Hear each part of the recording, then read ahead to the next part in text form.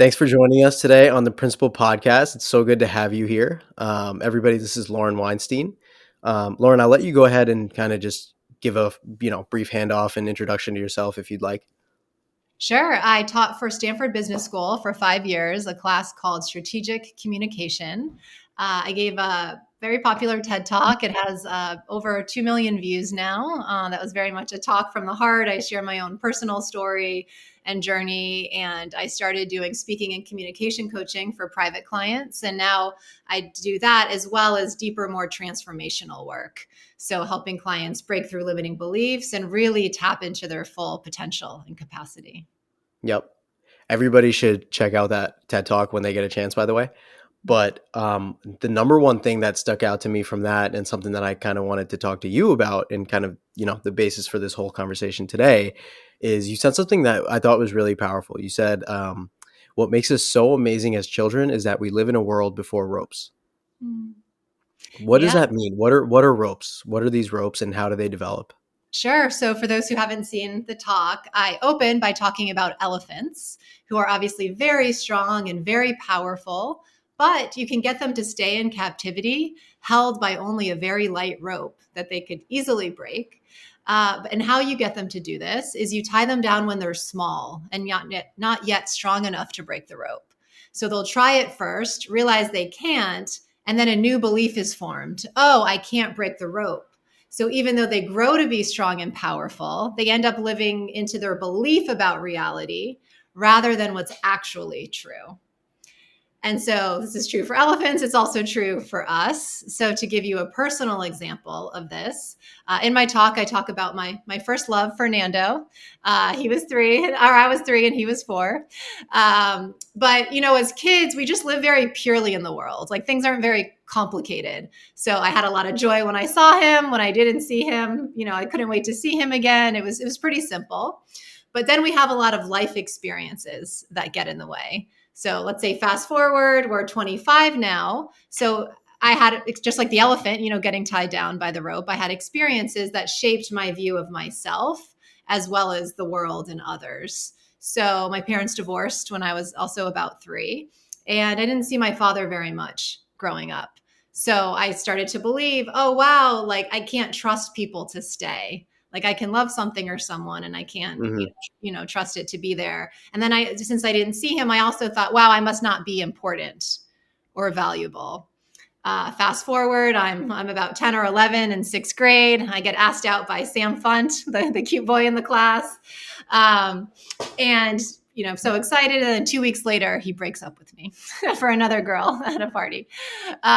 So again, I'm like, okay, wow. Yeah. Again, it was like someone being inconsistent. I can't trust people to stay. I'm not valuable. So obviously my dad had his own reasons, more to do with my mother, nothing to do with me. Sam Funt was 10 years old. So like, it wasn't, these things aren't so meaningful, but we're so young and we make this meaning, right? So now I go through the world believing that. So years later, I'm in relationship now and I'm so insecure, right? This is like fear of abandonment, but I like someone and I'm excited, but rather than pure joy, now I have fear. Now I have worry and anxiety. I don't see myself as so valuable. I also took on some things from my mother around, being perfect. So I'm like, oh, wow, I really need to be perfect and always do and say the right thing so this person stays. Mm-hmm. And the interesting thing about these beliefs is that they create self-fulfilling prophecies. So I did have a series of relationships where the people, they were very interested, and then it seemed like they just kind of, disappeared or changed their mind. But when I look back, I was so afraid of getting hurt that I wouldn't put myself out there. I wasn't as loving and open-hearted, right? I was more guarded and protected.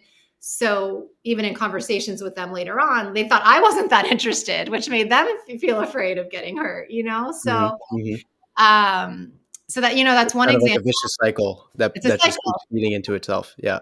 Itself. Or, if someone thinks I'm not a good speaker and people don't care, they're probably going to speak really quickly or, not really do justice. I have an important message to share and I'm going to share up that, show up that way.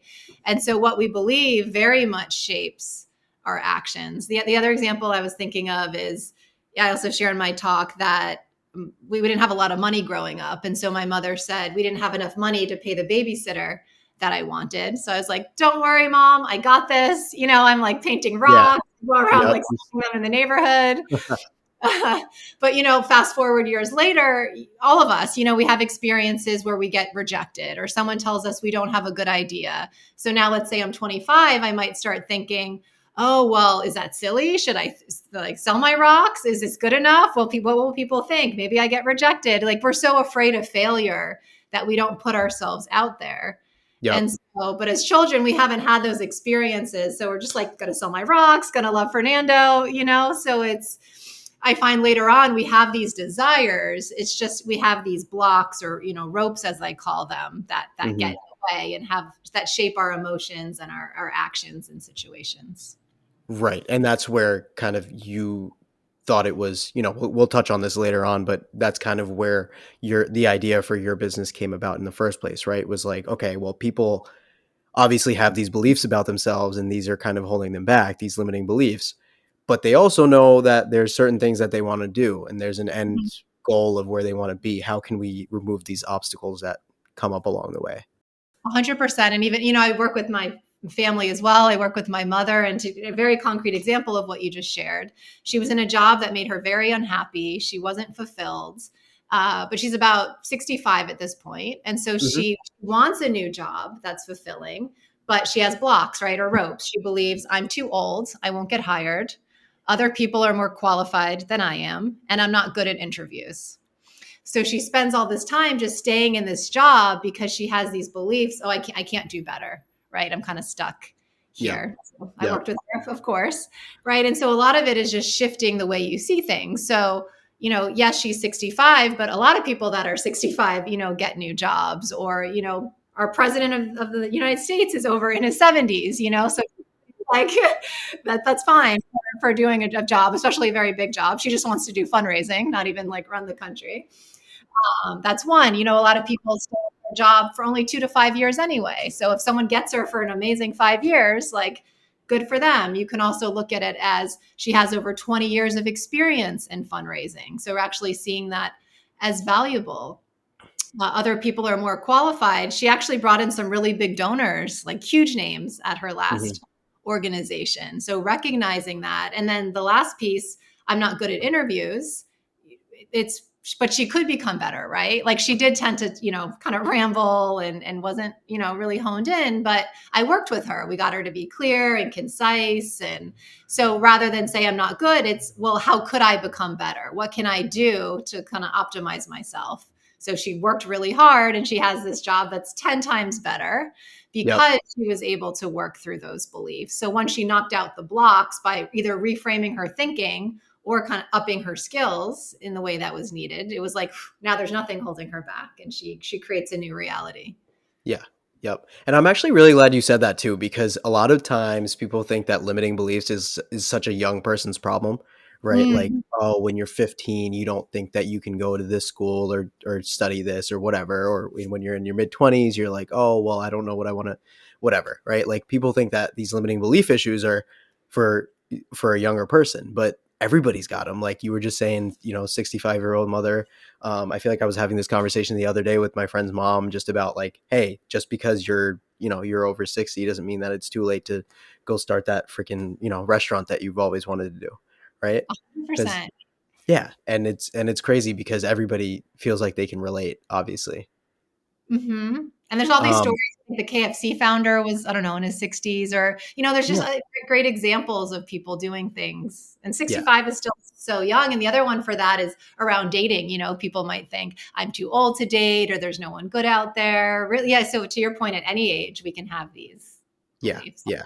And it's funny how many conversations I've been having with people about how like, the age thing seems to be such a limiting factor for whatever they want to do, whether it's, dating, finding love or starting a business Mhm. or, changing their careers or doing whatever. It seems like the age is always the thing that's holding them back for whatever reason. Yeah, that's a big one for sure. Yeah. Yeah. It's something else that was really, really powerful in your TED Talk, and I think does a really good job of kind of summarizing the entire limiting beliefs concept is the ugly scar experiment. Mm. I thought Yeah. that was really cool. Can you talk about that for a little bit? So interesting. So, in this study, the researchers took makeup and put a really ugly scar on people's faces. And they said, okay, with this scar, we want you to go into a room and have a conversation with someone. But the twist was before they left, they said, wait, hold on. We just want to touch up your scar a little bit. Rather than touch it up, they removed it entirely. So they now go into this conversation with this stranger, uh, thinking they have an ugly scar, but looking completely normal. Have their conversation, come out. The researchers say, how was that? They go, that was terrible. That was so awkward. They stared at my scar, which, right, did not exist, had trouble Yep, making eye contact, of so course. uncomfortable, right? And so they were completely living into, like the elephant, their belief about reality rather than what was actually true. And so it's such a great example of what we all do, right? So again, we're on a date and we're thinking, I don't have anything interesting to say. I don't look, good enough or pretty enough, or I'm not this enough, So we go in believing that when that does impact everything, how we show up, our energy, how people respond to us. And so, what I coach people to do is to first challenge the thinking, right? So, and often it's hard to catch our thoughts because they're so ingrained. Like the elephant doesn't even think to question, oh, wait, there's a rope. Can I break the rope? So, a good thing to start thinking, like, notice your emotions. Our emotions we're much more aware of. So, notice when you don't feel good, you feel anxious or worried or afraid. So in the SCAR study, you're like, okay, I'm feeling really anxious right now.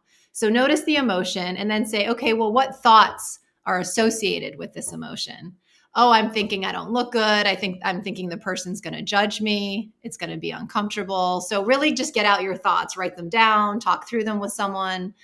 And then for each thought, you can really challenge it, right? So I think I have this ugly scar. Well, is that really true? Right? Maybe you look in the mirror, you ask someone else. Or even if it is true, then you can say, well, does it matter? Right? Can I still have a good conversation even with an ugly scar? Right? Hmm. Can I still be Hmm. like, very charismatic and create a good relationship? And maybe it doesn't matter. Can I work through it? Can I work through it? And so it's, Yep. it's called reflective inquiry. You're asking these questions. So, for my mother, well, can I still get a job at 65? What would that look like? I'm not good at interviews, but could I become better at interviews? So rather than I can't or I'm not, how could I is such a powerful question. And actually, two quick examples of this. There's a great other TED Talk called Embrace the Shake by Phil Hansen. Have you seen that one? I have not. It's great. So he was an artist who would do these little kind of dot paintings, but he did Phil it. Hansen? Phil Hansen, yep, Phil Hansen. artist, Okay. music, dot paintings. But he did it so much that he kind of burnt out his hand, and so he Hmm. had nerve damage, and his hand would shake. And so he said, "This is terrible. My career is over." For 3 years, he lived with depression. He wasn't, living his passion. And then he goes to a doctor, and the doctor looked at his shaking hand and he goes, oh, well, can't you just embrace the shake? Can't you still create art even with a shaking hand? And he Hmm. was like, what? Like it opened up this whole new world for him. So rather than Mind blown. it's mind blowing, right? It's like, can't, it's how could I? He ends up creating incredible art. He's so successful that he's chosen as an artist for the Grammy Awards, goes on to give a TED Talk. So he's even more successful after, he has this injury than before because his belief changed. And it was only one belief. Sometimes it's just one belief that can literally change your entire life. And so, as an example for me, I used to not do things because I was afraid of failing, or I didn't Hmm. think I had the experience to do that, which is a common one. Hmm. Then I started to think, okay, well, I can figure it out. I'm resourceful. So when I first started coaching, I'd get asked to do certain projects or workshops. I didn't necessarily have like 100% expertise, but I said yes. And I'm like, I'll figure this out. I'll do research, I'll talk to people. And I always did. I always figured it out.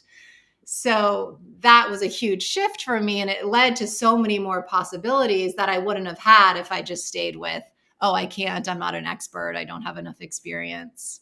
Yep. So what you're saying is you might have had limiting beliefs around your ability to execute on a certain thing, right? But you mustered up enough courage or you created some kind of confidence and you were like, you know what? I'm just going to throw myself into it and see what happens. Totally. Right. 100%. Yeah. That takes a lot of, it takes a lot of courage. That takes a lot of self-esteem. Right. It does. It does. It takes Yeah. Yeah. also actually, and I mentioned this in the talk, it takes a willingness to fail, right? So I say, Yeah. if I wanted to get it right, I first had to be willing to get it wrong. Yep. And before we started recording, I mentioned Kathy Heller has a popular podcast, and she's interviewed, I would say, like hundreds of famous, really successful people at this point. And Hmm. she said one thing that a lot of them have in common is they're willing to be a C student, right? We all think we got to be perfect, we got to get the A. And she's like, no, they're just willing to put out a messy first draft, right? Yep. Willing to have 0 followers, have a terrible first post or first podcast or whatever it is, and then just learn as they go and keep getting better and better and refining it, you know? So Hmm. Hmm. it's like, yeah, I'll take on a first coaching client or do a first workshop, and maybe it's fine, but that's okay, right? I'll learn and I'll grow. And you know what I tell clients a lot too is it's really good to be, I call it 15% out of your comfort zone, right? We don't want you 50, that's like too much, you know, but like 15%, it's a little edge. And an Yep. example, a personal example is I did one-on-one coaching for a long time and then Hmm. workshops, like 1 or 2 hour half day workshops. So get in and get out. But I Sure. hadn't done a 2 month program where I mean, I taught a class at Stanford, but not, this is my own program, doing deeper, more transformational work, a guided journey. So at the time, that was a little bit out of my comfort zone, right? So I could have said, oh no, it's like, you know, too scary, I don't want to do that. Or, okay, I'm going to do 1,000 people, which would have felt way too much, right? So I said, you know what? I'm going to do 10 people, all current or former clients. I know them really well. And so that's what I did. I ran the program, group of 10, group I knew, you know? So it was a stretch and it was new, but I made it as safe and comfortable as possible. Hmm. And so that makes such a difference. So a lot of times when someone wants to do public speaking or, you know, whatever it is, it's like, get a small audience. Like my first workshop was 6 friends in my apartment, you know, it's just, you're just working that muscle. And Yep. so, you know, the elephant, it's like, just pull on the rope a little bit or spend 5 minutes in the wild. So like, we don't need you Yep. out there living, giving it all up. Hmm. It's really Just just lower the stakes a little bit, exactly. right? It's and even like when I moved to LA, I came for 3 months. Like if I had said, I'm giving it all up, I'm like fully moving to LA. I mean, you could, people do that as well. But for me, it was like, you know what? I'm going to come for 3 months, get a short term rental and see, do I like it? Is this the right fit? And I loved it. I've been here 4 years now. So, but it's this idea of kind of placing small bets and running tiny experiments Hmm. that I find can really get you far ahead. I like that. Running smaller experiments, lowering the stakes, right? So you don't need to go give a TED talk to a, 10,000 person audience. Why don't you start small, do something local, do something with your friends and family, Yeah, do something in the community, whatever, and then just gradually work your way up. See how it feels. I like that. exactly. Exactly. Yeah. Now, the problem that I think plays into the whole limiting beliefs thing is not everybody has the ability to do that, right? What you were saying, like there was something that I read. I'm forgetting who said this, but it was basically that, it's not the first, like Picasso or Van Gogh or any of these super successful artists we see, right? It's not the first or second or third of these paintings that they create, or these works of art that they create, that are the ones that we all remember. It's like the thousandth or like the 1500th, right? Like they're just doing so much that one burst of creativity is bound to happen on their, like, 920th attempt or whatever. But not everybody has that ability to just be like, okay, I'm gonna fail, right? It's fine. Like I'm gonna look stupid, or I'm gonna embarrass myself. How does somebody develop that? Like, I know you're saying that you can lower the stakes a little bit, but like, how can somebody even just eliminate that being a limiting belief, or a self-esteem issue, rather? Like, how can somebody develop the self-esteem to just be okay with failing, even if the stakes are lower? Yep. So one is how we think about things. Ray Dalio he's a famous, very popular, person in business. He has a book, Principles, but he Hmm. said that one of the keys to his success is that he thinks of failure as a game, right? So he's like, okay, let me try things. I failed. Amazing. I learned. What's next? Like he doesn't think of failure as this like bad thing. And that's a little bit changing in our ethos. They say fail fast and early and, Hmm. things like that. But it's like I'm just running experiments. Even one of my clients said, "Oh, my culture, we're really afraid of risk, doing these risky things." And I'm like, "Well, you just Hmm. think of it as like, let's try this. We'll pilot this program. We'll experiment here. Really, just having fun with it." So I'm like, "Hey, what would happen if I got 10 people together and ran a course? What would that be like?" Rather than it's like, "Oh, it's this big scary thing." And one of my clients now wants to bring together a lot of researchers and electromagnetic energy and sound waves, and he wants to create a big symposium. But same, I was just sharing with you, he's like, well, what if I started with a small dinner, and what if it was mostly friends or friends of friends, and this is actually Hmm. happening tomorrow night. But like, what is that like? And let me just try it. What is it like to bring these people together? It's more being open and curious, right? What would it be like to look at different jobs, right? To talk to Yep. different people that are, artists or whatever work you think you might want to do. Like, what would that be like? So that mindset of openness and curiosity and play can make a huge difference in terms of that. Yeah. And I think the problem with that, I think the problem with why people don't follow through on that is because they start to wonder about all the things that could go wrong. Do you Yeah. find that a lot with your clients? Are they like, oh man, well if I do this, then it's gonna be like doomsday, and I'm not gonna be able to make money, and I'm gonna not be able to make rent and X Y Z. Like Yeah. they just start to think of the immediate doomsday scenario instead of thinking, okay, well if I lower the stakes and I test this out and I do this little experiment, like, and it doesn't work out, it's not the end of the world. I can go back to whatever I was doing before. Exactly. So that's why, like, where the small bets come in, right? I don't have to like Yep. give up my apartment in my life when I think of moving to LA. It's like, let me keep it and sublet it and come down for 3 months. Like, you're not, or I really want to be an artist. Let me make some paintings and try to sell them on the side, or do, this one art show. That Yep. helps you feel safe. But the other thing I think that's helpful is another great TED Talk is Tim Ferriss. He Yep. talks about fear setting. Fear setting.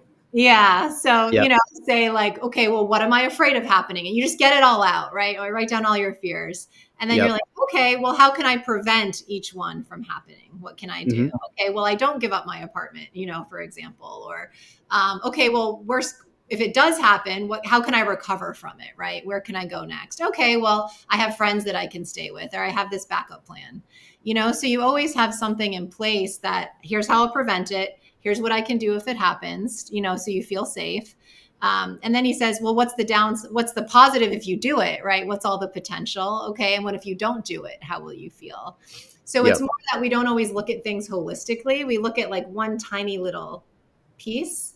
Yep. Um, I'm sharing a lot of TED Talks, but Peter Sage has another great one Uh-huh. that I think you would like given our conversations. But he gives the analogy of you're in the Amazon rainforest. He's like, there's so much you could be looking at, and he's like, so many of us see like the snake eating the rat, and we're like, it's so dangerous in here, and be careful, and he's like, but there's also Hmm. hummingbirds, and there's also all these beautiful things happening.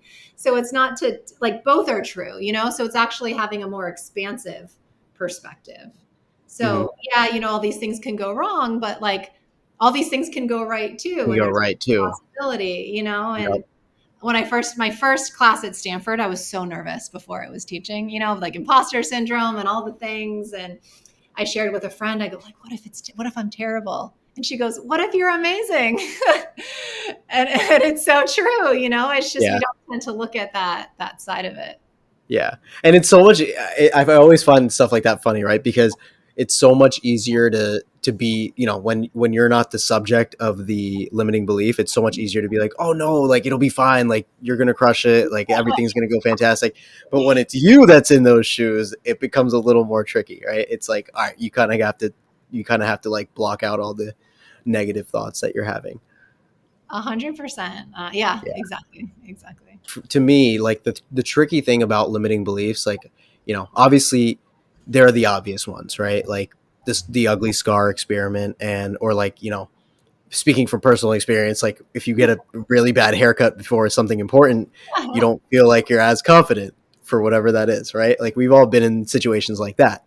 But then there's also limiting beliefs that you just almost can't even identify.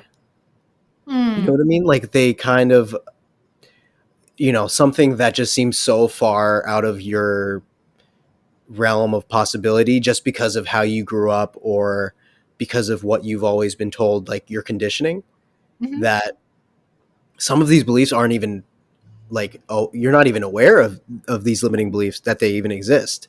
Hmm. So how can you kind of open up your mind and realize where you're actually limiting yourself and doubting yourself more than you even realize? Am I Yep. making sense?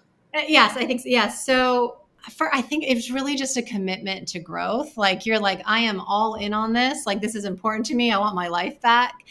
So when I started my journey, I was reading so many books. The first one I read was The Untethered Soul by Hmm. Michael Singer. Great book. He also has The Surrender Experiment. Louise Hay has a movie, You Can Heal Your Life. Like I was literally just immersing myself in books, and Tony Robbins has a documentary, and Yep. just really committing and doubling down on personal growth. And I tell my clients in my class, when we just have an intention to do something, it doesn't usually happen. When we're committed to do something, that's Hmm. when it happens. Hmm. Right. So, like, if you're like, yeah, I intend to quit smoking, like, you may or may not. Right. If you're like, I am committed to this, like, you're doing this, you're doing all the things. So, if you're like, I am changing my life, you're going to take courses, you're going to get a coach, you're going to read books. Hmm. And it doesn't all happen over, like, at once. But the more you do it, it's like one rope breaks and then the next and then the next. And Hmm. so, and even for me, I've been started this journey maybe 10 years ago. I'll still have big aha moments, things that were so off my radar. And one of them that came in the last like 4 months, I would say, is my worth is determined by how other people treat me.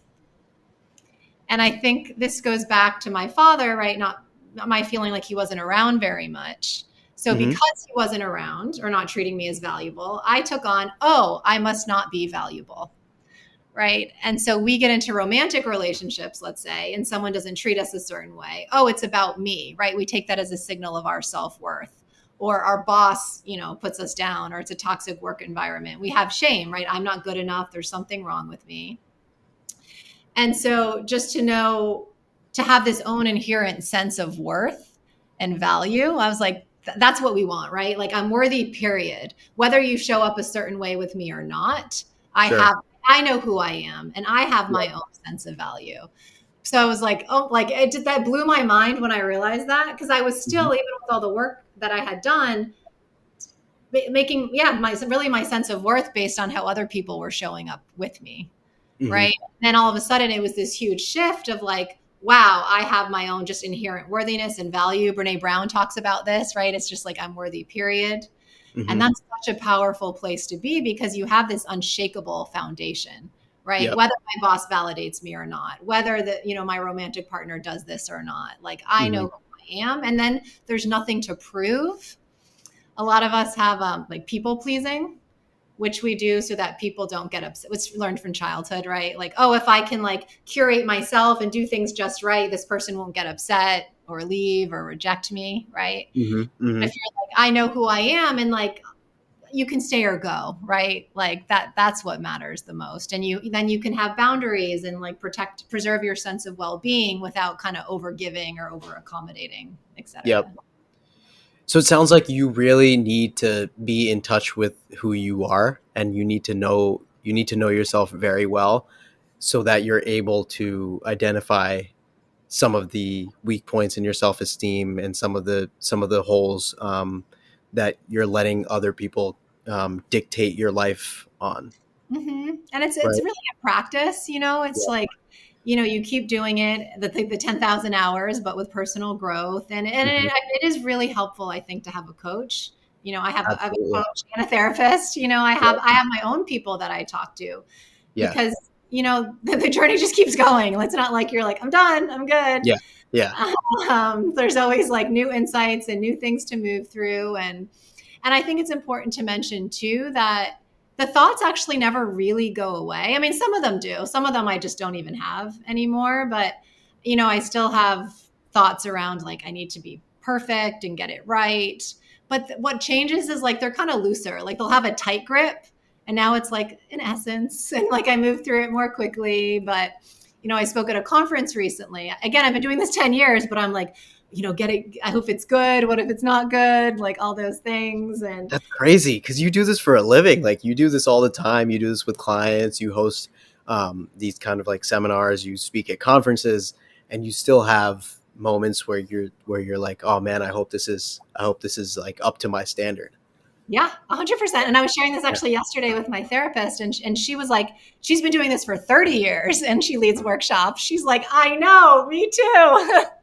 that's Like crazy. it's just, yeah. Yeah, And Brene Brown talks about getting nervous before, her Netflix special or she's doing something. uh-huh. It just doesn't stop you anymore, but it's still there. You feel it, and then you kind of, once it's showtime, you kind of just get into flow and you do it. But Yeah. I don't want people to think just because they have those thoughts, it means like they haven't done their work or, there's something wrong. It's just the thoughts come. And I really like Michael Singer, who I mentioned, because his big realization in his own life is the thoughts are always going to come. You're always going to have them. What Hmm. changes is you stop listening to them, right? They just kind of run, but they're not dictating your behavior or what you do, or they're just like, you're like, okay, you do your thing. So you um, almost have like your ability to silence those thoughts becomes so much stronger. Is that fair to say? Yeah, and it's interesting because he says it's really not about silencing them because they're not going to go away, right? They're there. It's more just accepting them. So, Yeah. you're like, okay, I'm thinking I have an ugly scar, but whatever, like let me like test it out. Let me ask some people. Let me like, show up anyway as my best self and see what Yep. happens. And Yep. they're there, but they don't have power over you, I would Yeah. say. Yeah. Yeah. Embrace the bad haircut. Exactly, exactly, totally. And then it's again doing all this personal growth, you just hear so many amazing stories. And so I remember someone was talking about they were in Brazil and there was this little cafe with a mother and two like beautiful daughters, and everyone talked about how beautiful the daughters were. And he's like, oh, I want to see them, and he went, and then the mother came out one day from the kitchen, and he said her Yep. energy was so beautiful. It was just so loving and so warm, and even though she was older and not as beautiful, he's like, I was like 10 times more, not romantically, but like 10 times just more drawn to her because of her beautiful energy.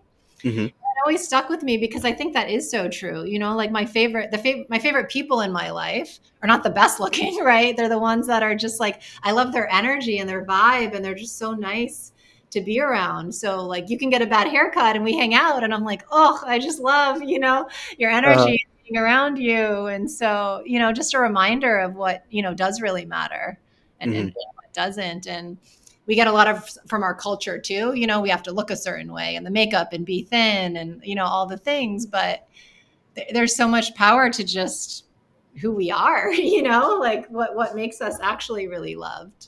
Hmm. Hmm. And some people can shine through it regardless, no matter what, right? Like they have, some people just have more of a kind of a vibrant personality where they can, even though they might not be wearing the right collared shirt or whatever, they can get away with it sort of. Yeah, and I think when we're just authentic, it's like it's not like you have to be like loud and charismatic. You can also be quiet, but just real and genuine. And so I often, for public speaking, I share Susan Cain has a TED talk on the power of introverts. Hmm. And she's introverted and she's more soft spoken. And it's the number two most watched TED talk, So it's really Yeah. just own this is who I am. Like I have more personality, or I'm more, quiet and gentle, and like just to be fully who you are and what's most natural to you tends to be the most connecting and powerful. Yep. So on that point of understanding who you are and embracing your authenticity, you just mentioned the TED talk about somebody who's super introverted, and you wouldn't normally expect an introvert to have the number two TED talk on whatever, all time, Yeah. whatever. One of the cool things that really drew me towards your work was the first time we ever connected. We were kind of just catching up, and you mentioned human design. And like the kind of person I am, I'm always highly, highly skeptical of things like human design. And so I was like, I mentioned it to my girlfriend, and we both did the human design thing, and it was crazy how accurate Yeah. everything was, to the point where like I've been sharing this with my friends, and I'm like, guys, you have to try this. Like this is the real deal. Like this isn't some voodoo magic type of thing. Like this is actually the real deal. Um, Do you use that a lot with your clients? And kind of, I guess I kind of butchered the introduction to human design, so please feel free to, Sure. explain exactly what it is and how you use it in your work. Yes, I don't use it a lot with my clients. I have used it with a couple clients. Sure. I found it personally really helpful. And for those who don't know, it's interesting. I mean, I am very spiritual. A lot of people would say human design is kind of woo woo. But to your Yep. point, like it just is accurate, you know? So, I mean, it's based on astrology. You put in your birthday and time and where you were born. But it gives you just something really beautiful to work with. So I find like whatever your beliefs, if it has value for you, then it's valuable. So, Yeah. um, but you're given a certain type and it tells you how do you best kind of show up in the world and make decisions. Mm-hmm. And for my type, for example, I'm better off responding to things than creating from scratch. Mm-hmm. And so what I mean by that is I didn't say I want to coach and teach at Stanford, right? That wasn't just an idea that I had. I was Yep. doing coaching, shared it with a friend, and then he sent me an email that Stanford Business School was looking for a speaking coach. And I was like, that sounds good. So like you're like as a responder, you're letting things come into your world and then responding to them. Mm-hmm. So it's like it takes pressure off me where I'm like, I don't have to force things. I just kind of like live my life. And as things come in, then I respond to them if they feel in alignment. So that was one. I also didn't try to teach. I didn't apply for a teaching job. Mm-hmm. Um, there was another instructor there and I loved his work, asked to meet with him. And at the end of our meeting, I said, if I can ever be helpful with anything, please let me know. At the 4 months later, he said, oh, you know what? They're expanding my class size. Do you want to co-teach with me? Yeah. Right. So that was another response. Or I met someone who lived in Santa Monica and I came to Mm-hmm. visit and I was like, what is this amazing place? And then I moved, you know? So, um, just if that is your type, which is a generator or manifesting generator in that Mm-hmm. system, Yep. um, it's Spot to, on. right. Yeah. To respond to Yeah. things. And actually, even the course that I was mentioning, I wanted to do a course for a long time. I just like wasn't doing it or creating it. A client mentioned another coach she had worked with in the past. And I don't know, it's just something like lit up for me about her. I was like, I feel like I want to reach out and connect. We'd studied at the same coaching program. Had our first conversation. I said, we should do a course together. It just like Mm-hmm. came to me. We start building this course. And then she actually does dating and relationship coaching. And halfway through, she's like, you know what? Like, I think I really want to just stick to dating and relationships, not do, more holistic, which I was doing. She's like, but I'm so happy for you to have the website and the course and like run with it. And I have run with it and I just ran a pilot and I'm launching again this summer, another bigger cohort. But it was because something came to me, right? I learned about this coach. We had a conversation. I said, let's do a course. So I'm always just kind of creating from things that come into my world. So that's the first one, the response piece. The second one that I think is really helpful is how you make decisions. Mm-hmm. So they talk about, depending on your type, you make decisions from how your body responds. So if I'm offered to do something, does my body kind of like lean forward, right? Does it feel like, oh yeah, I want to do that? We might lean back if we have limiting beliefs, but what's your first kind of instinct? Like, do you actually have energy for this? Which is another piece of it, right? Do Are I you have are you excited by it? Am I excited by it, right? So Yeah. let's say lots of projects come in for me and someone's like, oh, I'll pay you this. Will you do it? Like for me, the money doesn't matter. It's like, do I have energy for this? Will I be fueled by it? Because I will like over deliver and do such a good job because I care, right? It'll give me energy back in return. So those Mm-hmm. are the best things for me. Things that actually I have energy for will give me energy. So really to often we're And so Lauren, sorry, I didn't mean to interrupt. What do you mean by energy? Like excitement and enthusiasm, or is it something else? Yeah, excitement and enthusiasm. And Kathy in her course, we talked about this before we started recording, but Kathy Heller has a podcast and her expertise is turning your passion into profit.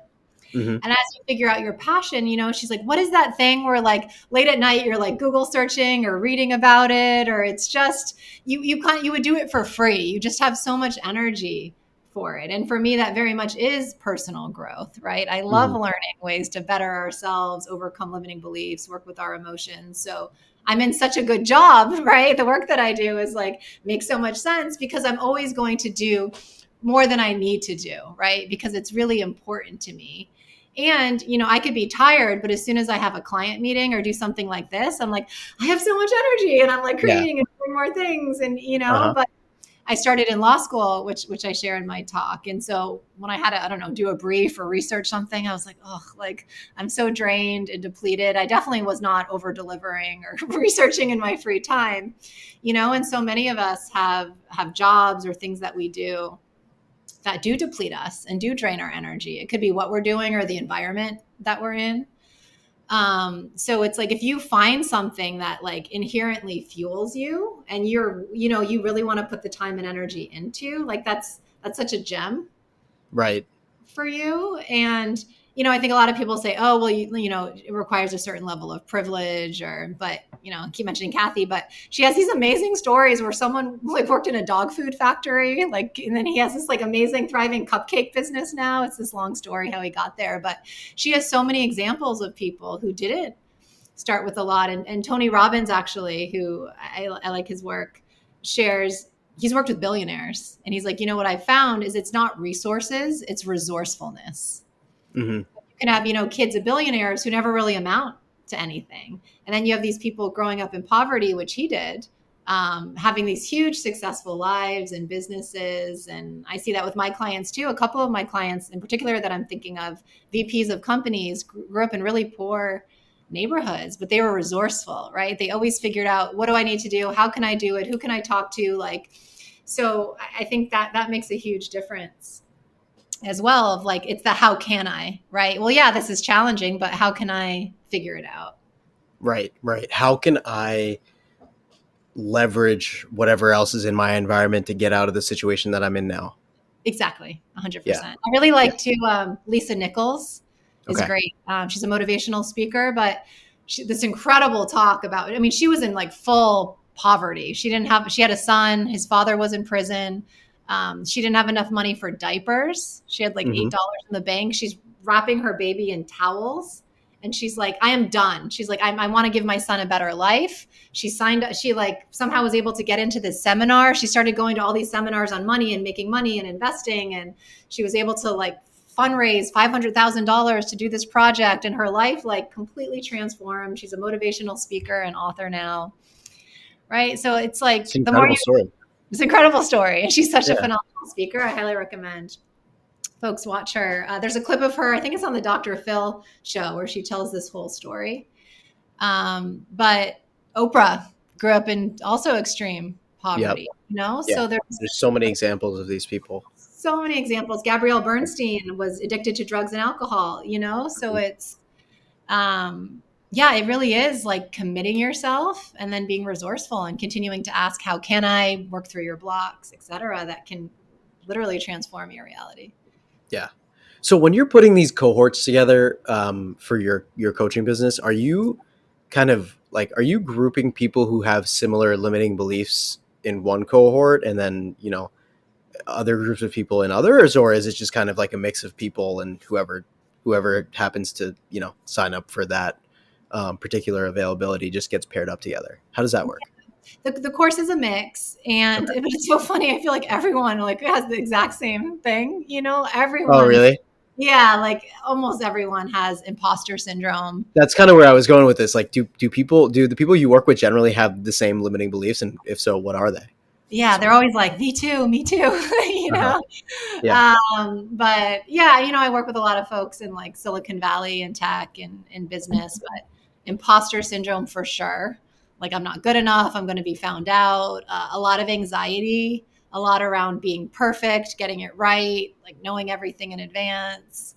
Burnout is really common. Like I can't take time to rest and recharge myself. Hmm. A lot of people pleasing, not having boundaries.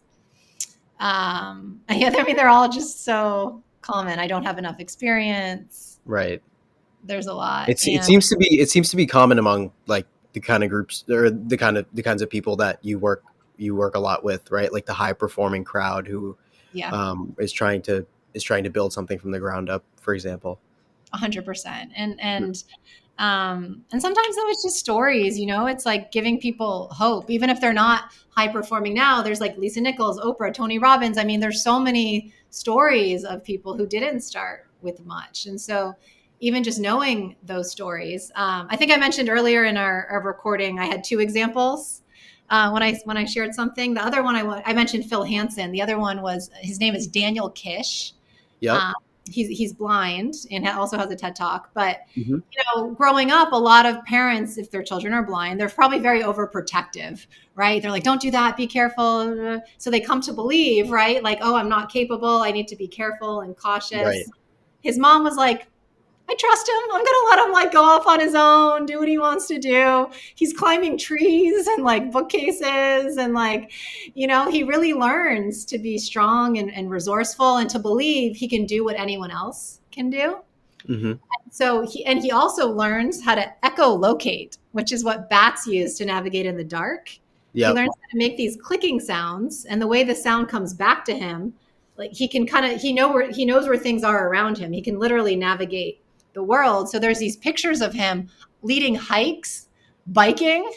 There's a clip I play in my workshop of him That's on a bike incredible. through the Yeah. streets. Incredible, Yeah. and so like the power of our mind, that he's blind, but he's like, I can do what anyone else can do. Well, how can I figure out how to navigate my world? And he learns to echolocate, like, right? It's like kind of where there's a will, there's a way, like, so just asking those questions, being really resourceful, doing whatever you can to figure things out can have a really meaningful impact. And to know you did all you can do, right? Maybe some things will never happen, but you don't know unless you really double down and give it your all. And then you see what happens from that place. Yeah. That would be what you just said about Daniel Kish would be such a like phenomenal intro to a speech or presentation or something. I feel 100%. it's Yeah. amazing. That's amazing. I'll have to watch that one. I'm obviously going to link to all of these in the notes and everything. But what role do you think your inner voice has in all of this, in all of the limiting beliefs, breaking through them? How do you coach your clients through improving the quality of their thoughts?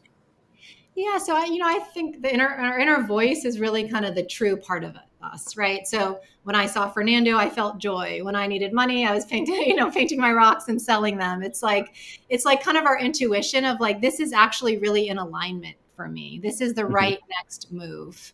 So that always exists. It's just that things get layered on top of it, right? There's all these ropes that we kind of have this impulse or inner voice, and then there's all these other voices, right, that aren't really true, that are kind of coming in that drown out the voice. And so it really helps to even just pause, in a situation where we're like, oh, this job looks great. Oh, but I don't have enough experience, or oh, this or that, like you said, all the self talk that comes in. So Yep. really, just pause, right? Like, okay, let me take a breath. I'm feeling anxious or whatever it is. Just breathe, like literally create white space, and think, okay, well, what am I feeling? What are the thoughts that are coming up for me? Are these really true? What's another way to look at it? Like, it's like we really need to slow down and not get hijacked by the other voices. And Hmm. all those voices, I mean, they're there to protect us, right? It's like, oh, well, we don't want you to put yourself out there, because what if you get, hurt like you did when you were 5, So Yeah, it's just trying to protect yourself from danger. It comes from, I guess, it comes from a good place. totally. And, Yeah. another great example. I love this TED talk. I think it's called What I Learned from 100 Days of Rejection. Do you know this one? No, but that sounds interesting. This one's phenomenal. I think his name's Yeah. Jia Jang. But his story is, I think he was 6, and the teacher was calling all the students up to the front of the class, and the other students had to say, I think, something positive about them. And when he went up, nobody said anything. Hmm. I think a story, something like that. And he just felt Yeah. so rejected and so exposed that became terrified of rejection. Fast forward, I think he's 14. He hears about Bill Gates, and he's like, this is amazing. I want to start my own company. I want to be an entrepreneur. He has all Yeah. these bold dreams, and he keeps trying to make it happen. But he's so afraid of rejection and so afraid of failure and putting himself out there. He can't. He can't realize his dream. But he Hmm. realizes, wow, it's like really this fear that's holding me back. I'm afraid, like the rejection fear. So he decides to start getting rejected like left and right, just to desensitize himself to that. Oh, So I he's like, love that. yeah, it's I so good. love that. Yeah, just shoot your shot everywhere and just get told no every time and just get over it. Everywhere. Yeah. And he's Oh just man. surprised actually that people say yes, like way more than he thought. they would, but like he'll go to Starbucks and he's like, "Hey, do you mind if I greet people at the door? Like I welcome them when they arrive." Just like Uh-huh. random funny things, asking people to borrow money, strangers. Um, and he does that. He plans to do this. You know, he has like a blog about it, and it goes viral. People love this, and he gives this talk. But he really worked that muscle to keep allowing himself to get rejected and rejected and rejected. So like it Yeah. wasn't scary anymore. I mentioned so many TED Talks now, but everyone will have a long list. But Amy I Cuddy, mean, these are all super powerful. Like this is going to be great for people to check all these. A lot of these people are going to get a lot more views in the next couple of days. totally, they're gonna have yeah. Your audience has a full resource guide now. But Amy Cuddy, also I think top 10 TED Talk talks about so afraid of public speaking and being found out as an imposter that she Hmm. almost dropped out of her PhD program rather than give a 20-minute talk to 20 people. Right? She's like, no way, like they're going to find me out. I'm quitting. She literally called her advisor and said, I'm quitting because Hmm. of this fear. And her advisor said, you are not quitting. She goes, you're going to do every talk that you're ever get asked to do, even if you're terrified and paralyzed. You're just going to like keep doing it and doing it. And she goes, and that's what I did. I just gave every talk, even though I was terrified. And she's like, and then I had this one day where I said, like, oh my God, like I'm actually doing this. I have become this. And she goes on to give the second most watched TED Talk of all time, right? Imagine she dropped out at age, 20, whatever. She never would have known all she could have accomplished. Hmm. And so, and Tim Ferriss too, who I mentioned earlier, he talks about almost committing suicide in college, like being that Yeah. depressed and like Yep. everything he's created, best-selling books and TED Talks and podcasts. And, it's like, there's so much possible for us when we do like, the inner work. If we can find just like one bright spot or one person or, one thing to do. But my point being, Amy Cuddy says, fake it till you become it. Sometimes when we just act, even when we're afraid, we kind of, yeah, we desensitize ourselves. I used to be terrified of public speaking, and I I teach this can't. now, I can't even imagine that. which is I can't even imagine that. terrified. And Yeah. even when I first started teaching a public speaking class at Stanford, I was terrified, Uh-huh. the thoughts that I had, I'm like, we got reviews at the end of the year. I'm like, they're going to say like, who hired her? She's terrible. How is she teaching? Like we have these like nonsense thoughts, but I did it anyway. And it's like act as if, fake it till you become it. And I got great reviews and taught for 5 years. And so it's really just to not let our thoughts have power over us. I didn't share this in my TED Talk, but I had one version of it where I said, hang it, flip it, grow it. Which hang it is like you have a thought, it's like you hang it up, like just like, Yep. closet. It's like one of many possible thoughts. It's like you separate it from yourself. So rather than its truth, it's just a thought. I'm going to pull it out. Flip it is you can ask yourself, well, what's the opposite of this thought, right? Hmm. So my mother might say, I'm not too old. Lots of people in their 60s get new jobs, or, I have 20 years of experience. So you're turning it around. Yep. And then grow it is, okay, well, for her, it's like, I'm not good at interviews. Well, how can I grow that skill in order to do what I want to do? Hmm. For the elephant, okay, well, maybe I can't break the rope now, but how can I get stronger, so that I can eventually break the rope? Yeah. So just those three things alone, like hang it, flip it, grow Hang it, it, flip it, grow it. are, Yeah. yeah. I really like that one. That's probably one that your clients repeat to themselves a lot. Hang it, flip it, grow it. It's just an easy way to kind of Yeah. remember in the Yeah. moment, okay, like, what can I do right Yeah. now? Like in the moment when you're having one of those really bad thoughts, or like everybody has those days where they're like, oh shit, I can't do this or I can't do that. Hang it, flip it, grow it. Yeah. I like that. Yeah. Last thing I wanted to touch on that you had discussed was, obviously when you're having a limiting belief or when you're going through one of these difficult situations, your first instinct, right, is, all right, let me go to my trusted group of advisors and let me ask them for advice. But you kind of identified that there's a problem with doing this too, right? Because everybody, as we've discussed this entire conversation, everybody has limiting beliefs. So when you go ask one of your trusted advisors, your friend, your parent, your mentor, your boss, whatever, when you go ask one of them for advice, it's filtered through their lens of limiting beliefs. And so they're giving you advice from their perspective, which they've already, they have their own set of limiting beliefs from their childhood or their environment or whatever. And there's real danger in this. Obviously, it's our first instinct as humans and like as social creatures to just go ask the people we trust most for advice, but just be cognizant and be aware that, everybody's kind of giving you advice through their own filtered perspective too. So just be mindful of that. Of course, yeah, whatever their experience is. So, they say there's that saying, you're a combination of the five people you spend the most time with. Yep. As you really are going to take on the thoughts of the people around you. But Hmm. the good news is with books and podcasts and all the content out there, you can spend time with Oprah, Tony Robbins, Brene Brown, all these TED Talks. So the Hmm. more you immerse yourself in that type of thinking, right, that can really inspire you and fuel you. And I think it is really helpful to find people, what, I really trust this coach or this therapist, right? I think they really know what they're talking about and can give me a good perspective. So it's Yep. to really seek out those people so that you kind of always have a go-to of like, okay, I'm going to get, something that's not biased in some way or being seen through someone else's, their own headset. Yeah. It's To a listen. it's a pretty big yeah, it's definitely a skill to have, right? To be able to filter out your limiting beliefs when you're giving somebody else advice on a particular situation. So yeah, on that last point, it's definitely a very valuable skill to have. So if you have somebody like that in your life, definitely keep them around. Definitely. And and also, to start learning to tune into our body has wisdom. Like our body will respond to certain things. And just as an example of this, my mother had a therapist like years and years ago. Yep. And she was in a relationship. They broke up and then they got back together just to have dinner.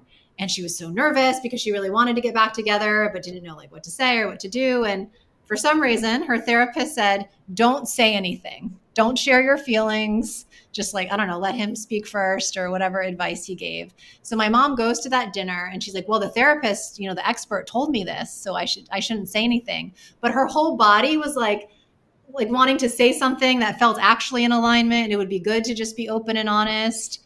And so she didn't say anything. Fast forward, I forget how it all played out, but he moved on. He ended up dating someone else and he said, I thought you weren't interested anymore. Like I wanted to Hmm. get back together Yeah. too. And so, even a therapist or an expert, doesn't necessarily give the best Yeah. advice, so it's really Right. find someone that you trust. Like, I've talked to therapists in the past and they're fine, but like the one I have now, I'm like, I trust her so much, like super solid advice. Yeah. And now I always run everything through my own compass, right? Does this really feel in alignment? How's my body responding to this? Does this feel Yep. in integrity? Coming back to that point of really knowing yourself and knowing who you are. Which is a practice, you kind of, again, Yep. you have to make mistakes. I have to, like my mother has to go against herself, or I have to go against myself, maybe not have the best optimal outcome and learn so that I can do better Yep. next time. And a lot of this work too is having self-compassion. We can be so hard on ourselves. And so just as Oprah said this, and Maya Angelou and I found it's true. It's like when we know better, we do better.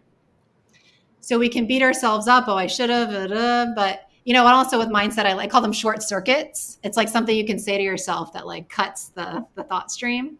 Hmm. So even like, I should have done this. It's like, here I am, right? Because we can't change what happened. It's like, Yep. well, here I am. I am where I am. So Yeah. that short circuits How it. are we going to react and respond now? Exactly. And then, Yeah. I also I create from everything is really powerful. So whether this works out or not, I will create from Hmm. it. And now that I know better, I'll do better. Yep. Like those are all much more empowering thoughts than all the, the spinning out we can do in those Yeah. situations. What are your thoughts on daily affirmations? Like it seems based on the last couple things that you just said that you're the type of person who implements and recommends daily affirmations in their life. And what's the power of a daily affirmation? And should people be considering including that as part of their routine? Yeah, I'd say a few things. So one, I like these short circuits, like I am Yep. where I am, here I am, I create from everything, is really powerful. I also like if you're worried about the future, what do I not know right now? Hmm. Because our mind doesn't know what to do with it. We always want to know what's happening, and you're like, well, what do I not know? Right? I don't Yeah. know everything that's going to happen. Is Hmm. helpful. Affirmations, you know, I mentioned I was speaking at this conference a while back, and I'm like, what if it's not good? Right. So it's, it's reminding myself, like, I've done this many times before. I always get great feedback, right? I create powerfully each time. They're more like reminders to yourself. Yep. I'm also the compassion piece. I'm human. I make mistakes, Hmm. right? Like I will not go through this life like never making a mistake. That's just unrealistic, or like being 100% perfect. Hmm. And so to really acknowledge that truth, it just gives us more room to show up in a relaxed way. And for another resource, his name's Rock Thomas. I think the Rock video is Thomas. Rock Thomas. You can change the way you see yourself.